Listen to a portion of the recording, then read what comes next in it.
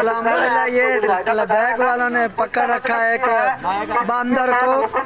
SHO ये जो दिन गालियाँ निकालता था, कहते थे कि लबैक वाले कैसे के तैसे। रात को शदीद शैलिंग के दौरान ये कारकुनों ने इसको पकड़ा है और अल्हम्दुलिल्लाह अब ये बैठा है बहुत सुकून से। इसे भी पता चला लबैक की कितनी पावर होती है।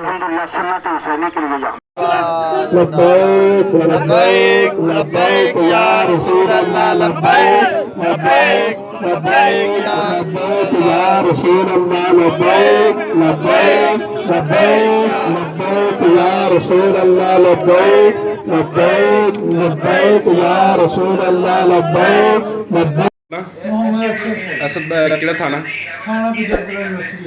गुजरपुरा यूनिवर्सिटी। भाई ये अपने सिक्योरिटी दे ने की नाम है अपना? आमर 11 आमर 11 जी।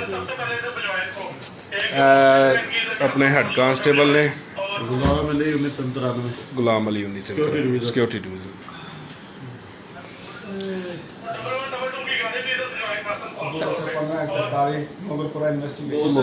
ओके ओके ओके रिलैक्स भाई।